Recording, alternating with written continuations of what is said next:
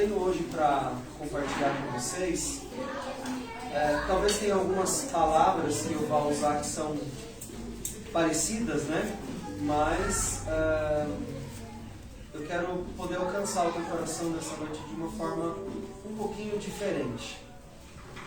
Eu espero que isso seja possível para a glória de Deus, né? Que o seu coração também esteja aberto, né? Para você assimilar, para você levar a palavra de Deus ao teu coração, onde ela precisa te alcançar.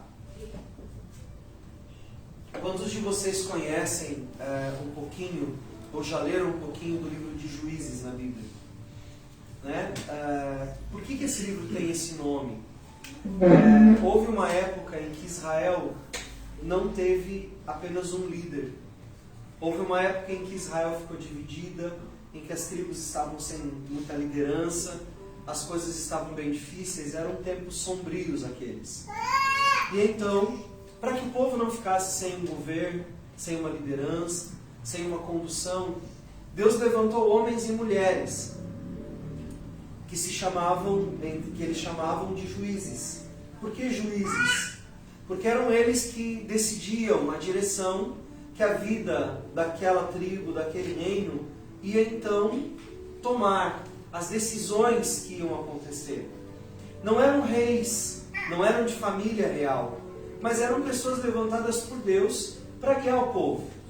E dentro desse livro que conta a história desses líderes, chamado Livro de Juízes para nós, existem algumas histórias bastante importantes.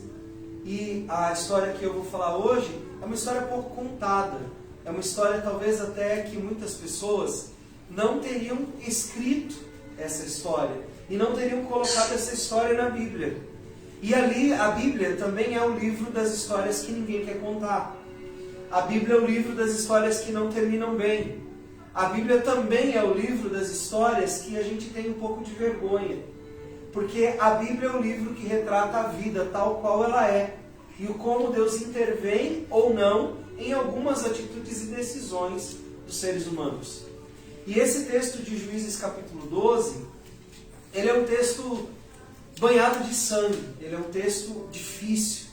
Ele é um daqueles textos na Bíblia que as pessoas, principalmente as pessoas mais ideologizadas, não gostam e usam inclusive para condenar a Bíblia e Deus a respeito daquilo que acontece ali.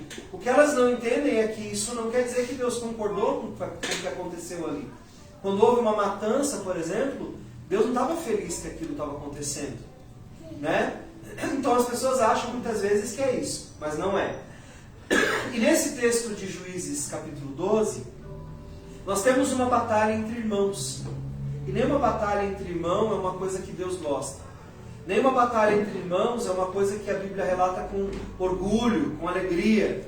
Nenhuma briga de família a Bíblia retrata de um jeito assim, ai, nossa, né, vamos ali, que legal, uma briga de família. Nossa, briga aí também, viu? Quando for brigar, copia isso aqui. Não, não é isso que a Bíblia está dizendo. E essa briga entre dois irmãos, que é a tribo de Efraim e a tribo de Gileade, não é uma briga que acaba bem. Aqui uma das duas tribos é quase que totalmente dizimada. Sobraram pouquíssimos membros dessa tribo. Para dar continuidade a essa família, para dar continuidade a essa história, sobraram poucas pessoas. E tudo nessa história está baseado em uma coisa que para nós seres humanos é a coisa mais fácil do mundo de fazer. Contém ironia. Comunicação. E é uma das batalhas da minha vida, e eu não sei se da sua também, mas é uma das batalhas da minha vida. Comunicação. E essa comunicação acontece de um jeito tão atrapalhado que uma tribo está guerreando contra um grande inimigo que é comum de todas as outras tribos. Mas acontece uma falha na comunicação para ir para a guerra. E uma dessas tribos não é envolvida no projeto de guerra.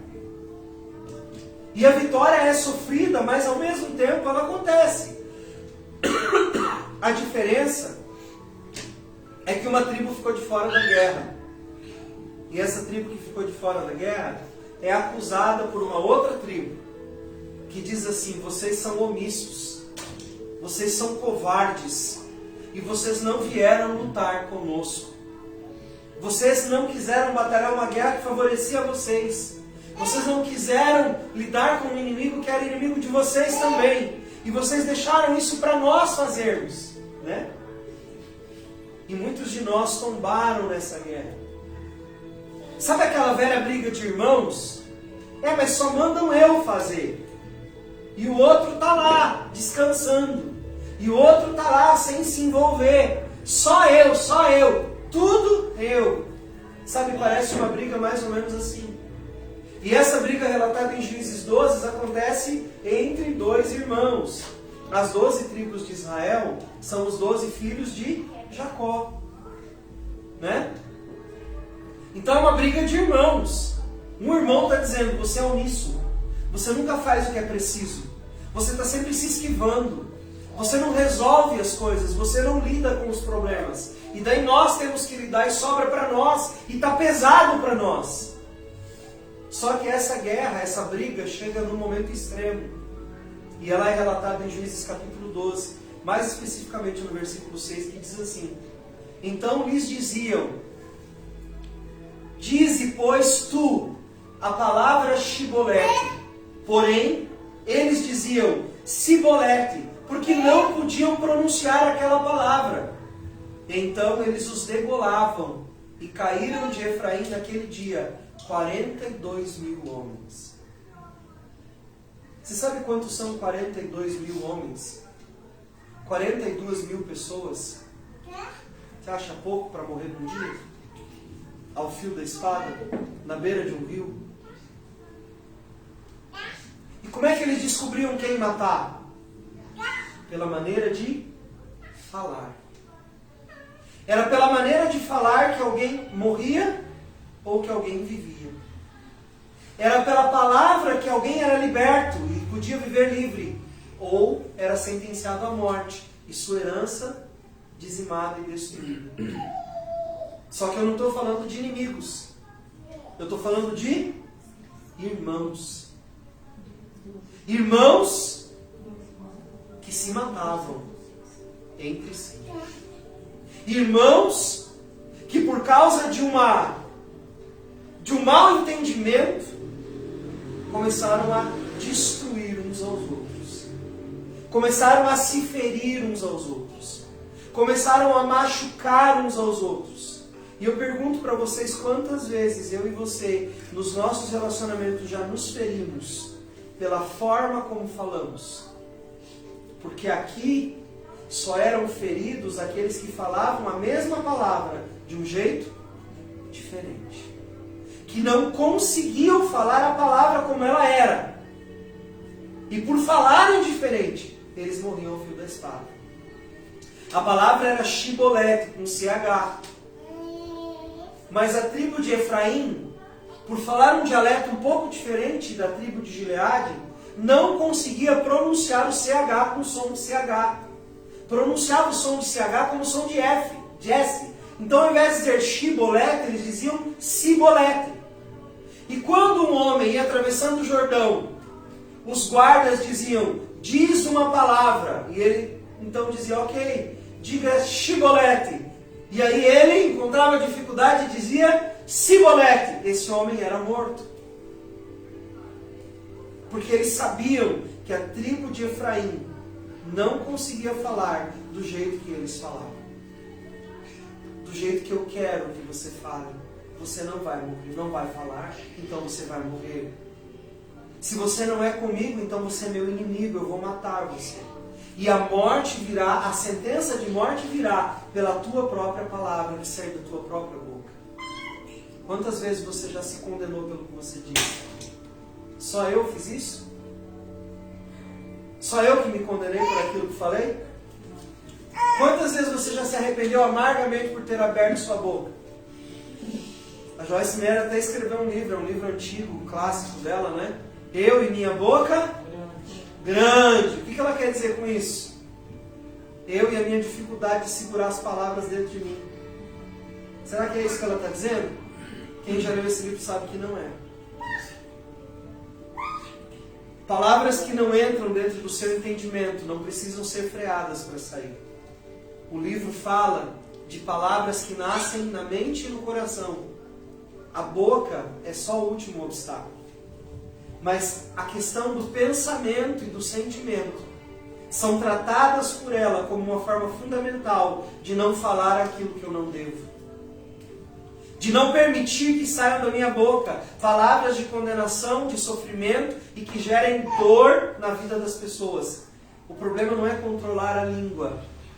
A questão é mudar a minha forma de pensar. Olhe para quem está do seu lado e faça aquela coisa que todo mundo gosta. E diga assim, o problema não é a sua palavra, o problema é antes da sua palavra.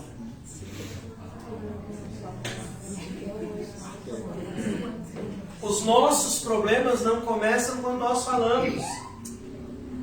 Os nossos problemas começam na nossa forma errada de pensar. Na nossa forma de achar uma maneira de identificar os nossos inimigos através do que eles falam. Veja, a tribo de Gileade achou um jeito de sentenciar os seus próprios irmãos como inimigos através de uma palavra. Às vezes a pessoa diz uma coisa que você não gosta e você começa a encarar ela como sua inimiga. Às vezes ela diz algo que não caiu bem naquele momento e você começa a enxergar ela como sua inimiga. Quem de vocês já viveu isso alguma vez na vida?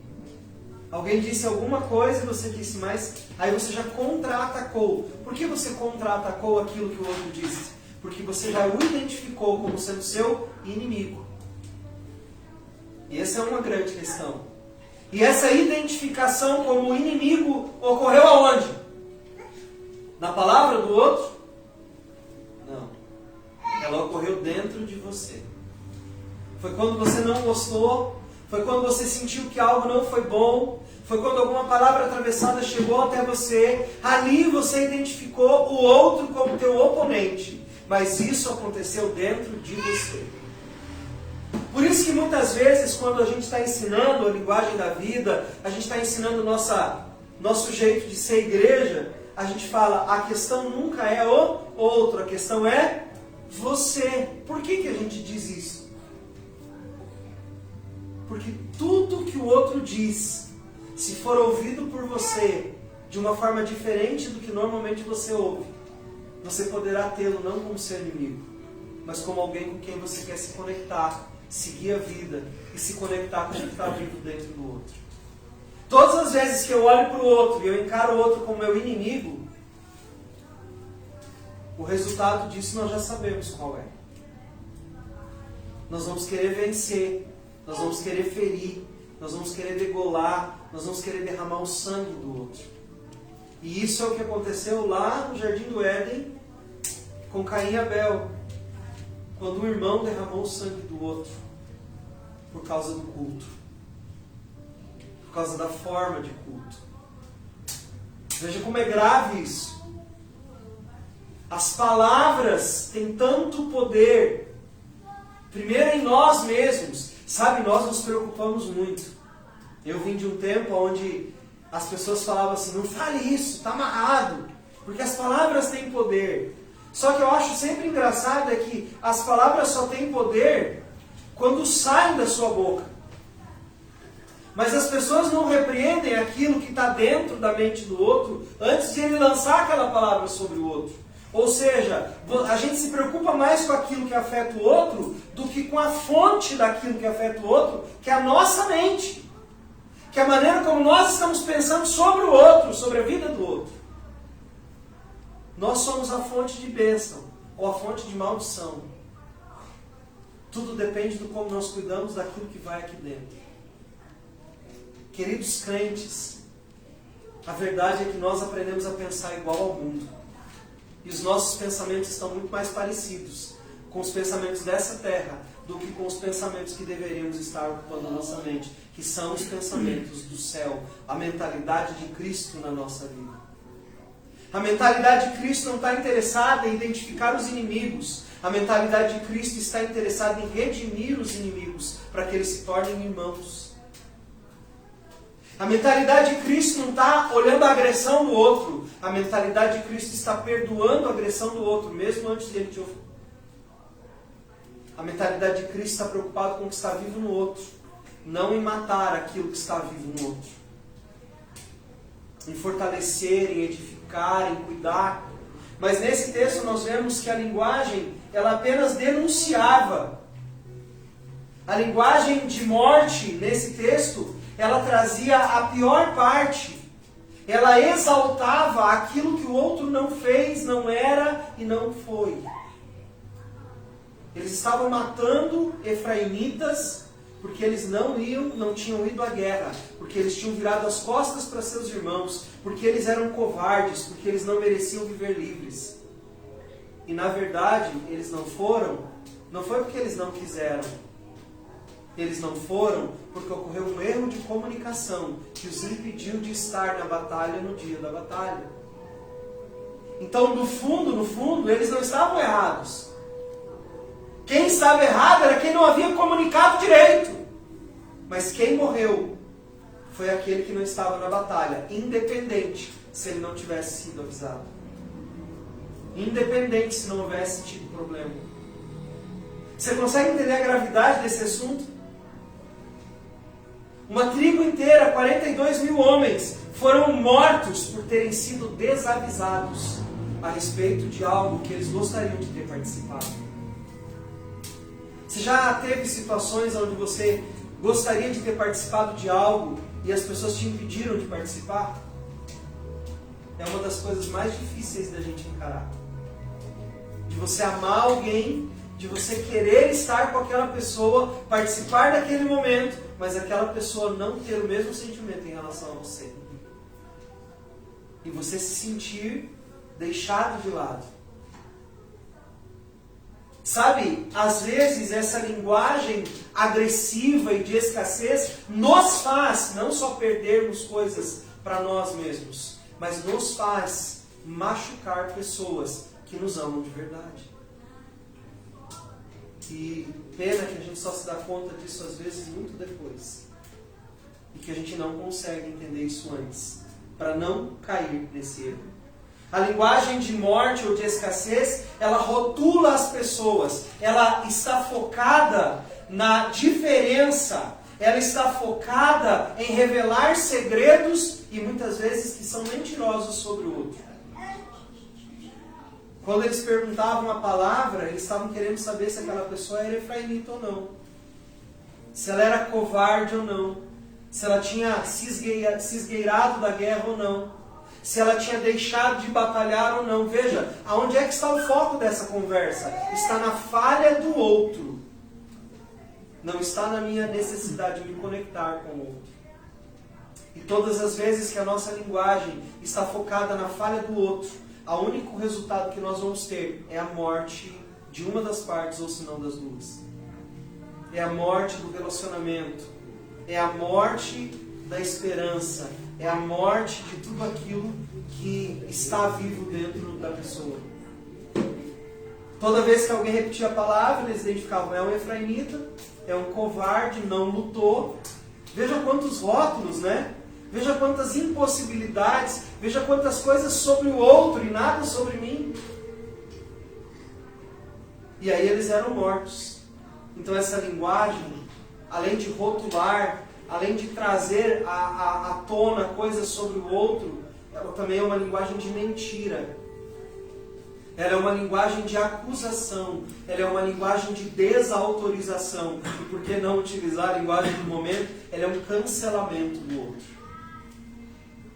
Eu acho tão interessante como a linguagem tem se desenvolvido, e agora eu não estou falando da língua portuguesa, mas a linguagem de comunicação do ser humano tem se desenvolvido ou se regredido. Usam palavras tão legais, tão na moda, para definir práticas tão feias. Cancelamento de uma pessoa. As ideologias têm usado isso para dizer que é uma forma de eu parar alguém que está defendendo uma coisa que eu abomino ou que está longe dos meus olhos. Então eu vou cancelar fulano de tal. Não, fulano de tal foi cancelado. Como se isso negasse a existência do outro. na verdade mostra o quão ridículo você é. E infantil, ao ponto de não saber lidar com aquilo que é diferente de você.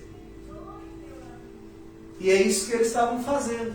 Usando a linguagem para destruir o outro. Para matar o outro. Para ridicularizar o outro. A linguagem de morte ou de escassez, ela traz sofrimento. Ela faz derramar a vida na lama. Lembra onde que eles foram mortos? A Bíblia está dizendo que eles foram mortos às margens do rio Jordão. Veja que interessante, né?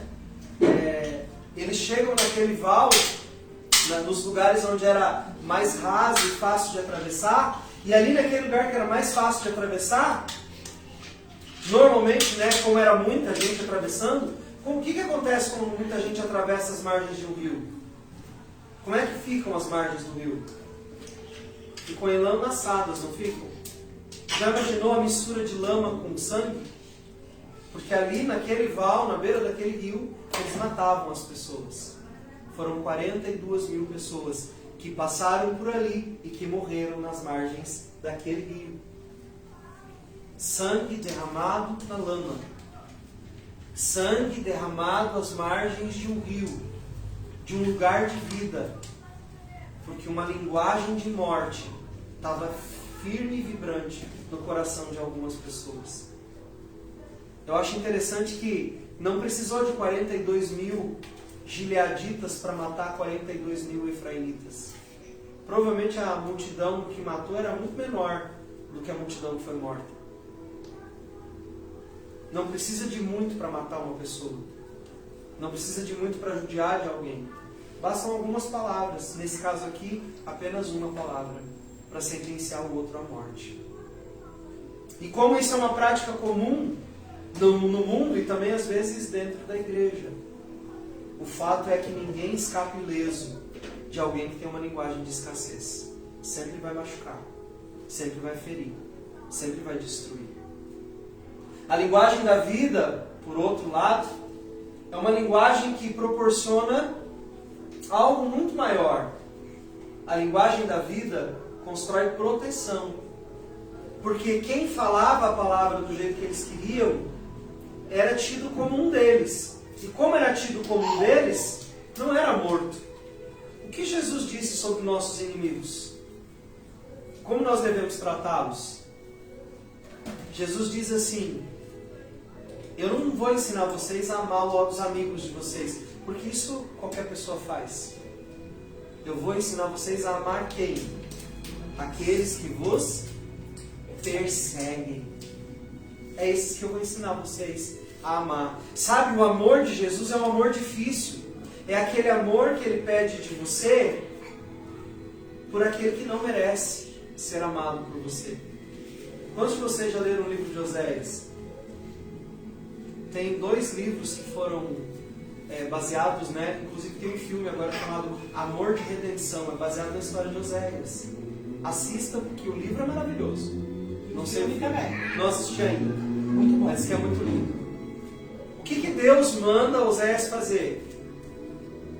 Oséias vai e toma para ti uma mulher de prostituições e faz dela tua esposa. O que é uma mulher de prostituições? É uma mulher que se vende para outros homens.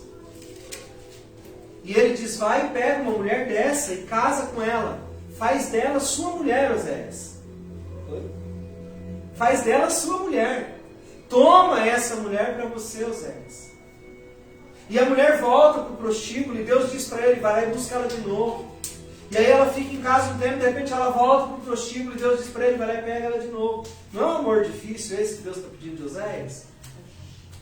Essa mulher é um bicho terrível. E o Senhor está dizendo que não ficar indo lá e buscando ela. Não quero. E Deus diz para ela, Deus diz para ele, não é só para ele buscar. Deus diz para ele: ama essa mulher de prostituições. Sabe, às vezes eu acho que a gente lê a Bíblia e a gente não entende isso. Se eu tenho aliança com alguém, se eu amo de fato alguém, se eu digo que quero amá-lo segundo o que a Bíblia diz, então desistir dessa pessoa não é uma opção. Quando eu desisto, eu estou me delatando como mentiroso. E isso fere quem ama de verdade. Eu conheço muitas histórias de casamentos que acabaram, de homens e mulheres que deixaram suas casas, de pessoas que os amaram muito, que toleraram seus erros, frustrações, e que no fim foram embora viver suas vidas de prostituição, sem permitir que ninguém os resgatasse.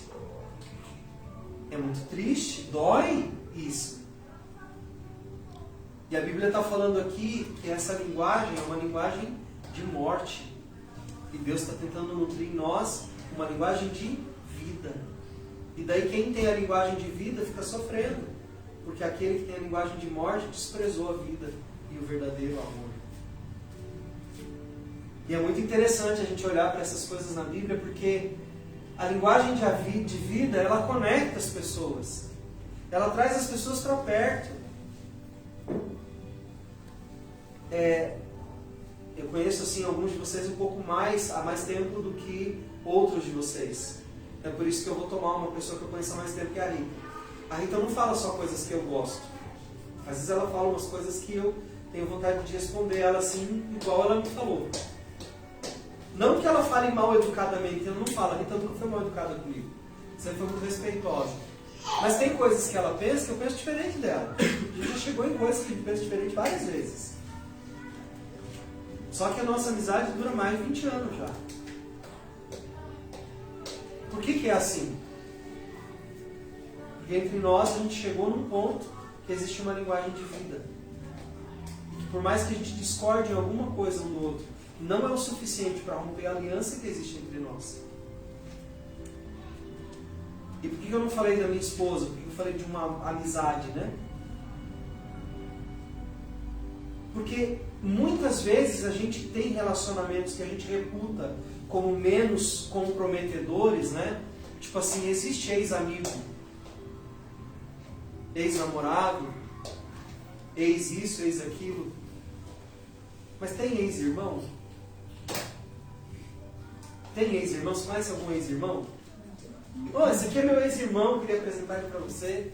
Tem ex-irmão? Divórcio de irmão? Tem? Não tem. A Rita, antes de qualquer coisa, antes de ser minha amiga, ela é minha irmã.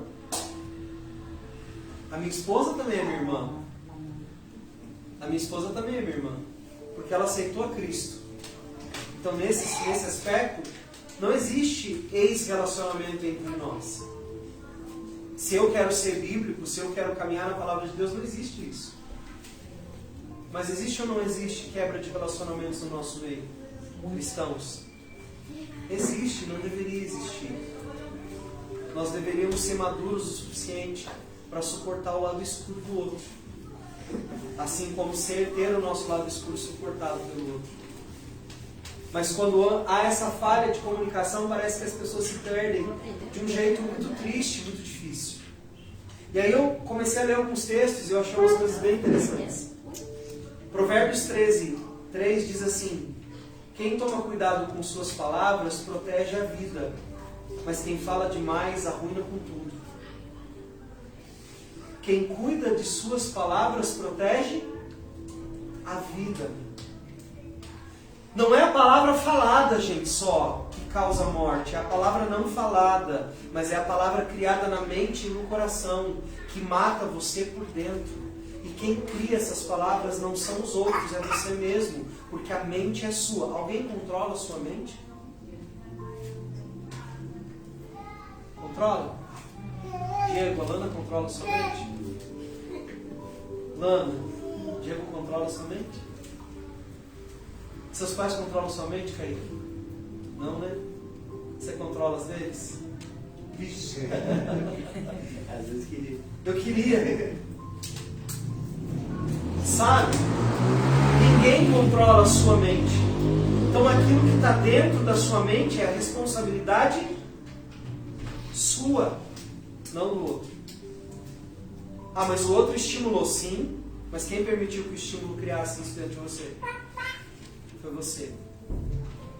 Por isso a Bíblia fala que existe uma batalha tão grande na nossa mente. E quando a Bíblia está falando dessas palavras aqui, que ela está dizendo, toma cuidado com as suas palavras, ela não está dizendo, toma cuidado com suas palavras faladas, com suas palavras ditas. O que são os pensamentos, se não palavras, que ganham forma dentro da gente primeiro, para depois sair? Tem um professor meu que disse uma vez, as pessoas só gritam aquilo que já gritou dentro delas.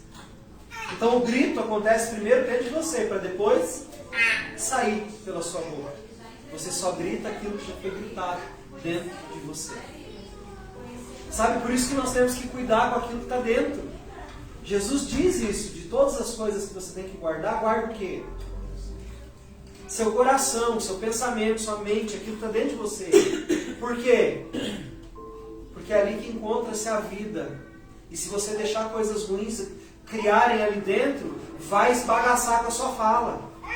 Vai matar a sua fala, vai matar as pessoas. Vai matar você primeiro, antes de matar o outro. Lembre-se, o veneno que é lançado no outro ficou sempre um pouquinho dentro do seu frasco. E se você foi o frasco da maldade, ficou um pouco de maldade dentro de você. E ela é um veneno que vai te matar. É muito, muito perigoso isso. Então nós precisamos cuidar com isso. Outro versículo interessante que eu achei. Olha que interessante. A língua tem o poder de construir ou de destruir. Quem usa bem, recebe os seus benefícios. A língua tem o poder de construir ou de destruir. Quem usa bem, receberá seus benefícios. Cuidado com aquilo que você fala, porque aquilo que você fala pode gerar bênção para você ou maldição. Pode te tirar de uma encrenca ou pode te pôr numa encrenca.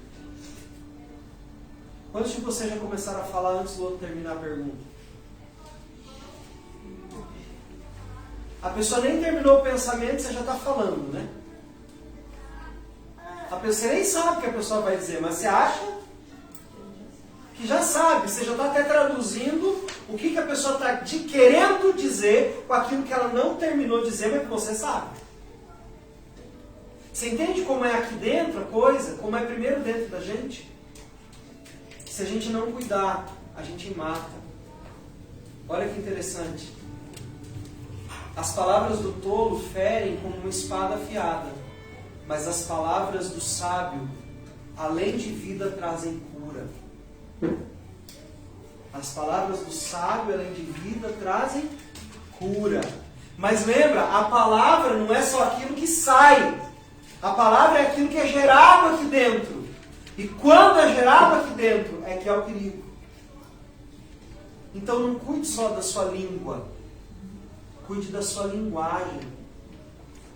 Escolha bem a linguagem que você vai usar. Porque conforme a linguagem que você vai usar, a sua língua vai ferir o outro como uma espada.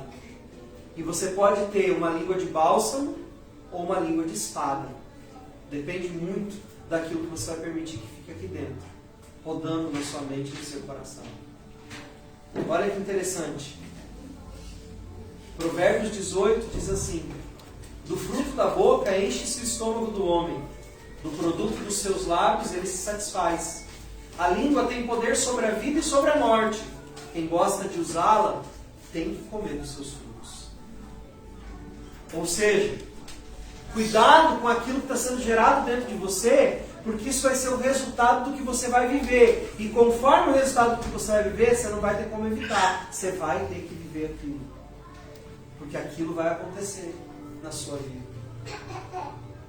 Olha que interessante.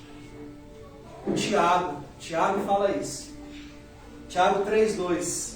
Todos tropeçamos de muitas maneiras, mas se alguém não tropeça no falar, esse homem é sábio e perfeito, capaz de dominar tudo em si. Dominar a fala não é somente aquilo que sai da sua boca. Dominar a fala está na mente. Dominar a fala está no coração. Dominar a fala está em pensar bem. Dominar a fala está em olhar para o outro com necessidade e vontade de se conectar e não de destruir o outro, não de matar o outro, não de ferir o outro, não de descobrir se o outro é um covarde, não de descobrir se o outro é um fujão. Não é esse o objetivo da linguagem. O objetivo da linguagem das palavras é me conectar com o outro, sabe? Eu acho que Deus está querendo criar uma redenção nessa área.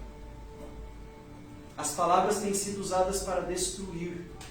E nós, como igreja, deveríamos ter uma linguagem que constrói, que traz o outro para perto de si. Veja, eu não estou falando de falar bonito, eu não estou falando de falar mansinho, eu não estou falando de falar delicado, não.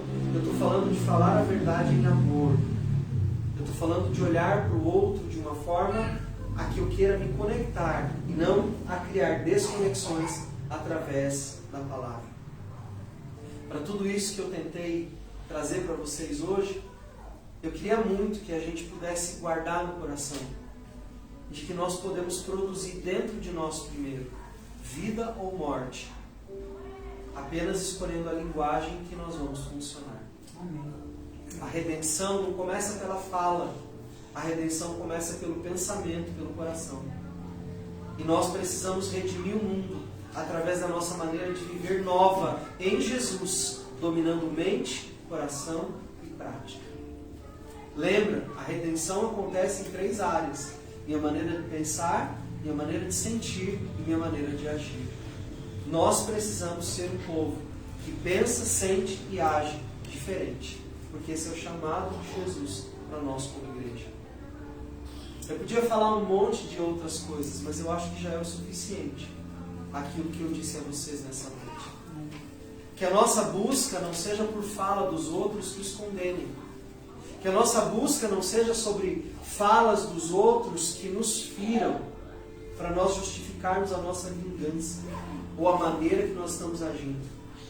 Mas que a nossa fala seja uma linguagem que gere vida, até para quem não merece. Para que a gente possa viver de maneira de dignificar o Evangelho que nos foi entregue um dia por Jesus. Que você possa redimir sua mente. Que Shibboleth seja uma lição que você aprendeu na Bíblia, que você não deve viver. Que as palavras não sejam para gerar morte, mas que elas identifiquem a vida e que elas te conectem àquilo que está vivo no outro. Porque essa é a vontade de Deus para a nossa vida e para os nossos relacionamentos. Espero que você saia daqui hoje com isso um pouco mais firmado, mais claro dentro de você. Cuide com a maneira que você fala, mas não só com a maneira que você fala com as palavras, com a maneira que você fala com seus pensamentos. Cuide aqui dentro do como você está pensando sobre o outro. Mude a sua linguagem aqui dentro. É o maior desafio que todos nós temos. Mudar as palavras, até papagaio muda. Mas mudar a forma de pensar, somente quem tem uma natureza transformada em Jesus realmente vai conseguir fazer. Não é uma questão de mudar o jeito de falar. É uma questão de mudar o jeito de pensar, o jeito de sentir e, consequentemente, o jeito de agir. Queria convidar você a fazer uma oração de conversão nessa noite, conversão da sua mente a Jesus. Sabe, muitos dos nossos pensamentos, eles são ruins porque nós deixamos eles se tornarem ruins. Porque se nós escolhermos pensar de outra forma, nós vamos conseguir. Jesus é aquele que transforma o ser humano de forma total. Mente, coração e ação. Que você possa hoje pedir para Jesus que Ele seja esse fator transformador da sua vida. Que Ele mude sua maneira de pensar, para que você tenha relacionamentos abençoados e mais sarados, mais livres, mais desimpedidos de todo e qualquer tipo de problema que você possa estar enfrentando nos seus relacionamentos. Eu queria que você pudesse fechar os seus olhos, que nós pudéssemos passar por um momento de oração e pedirmos a Jesus que Ele mude o nosso coração, a nossa vida e quem nós somos em nome de Jesus.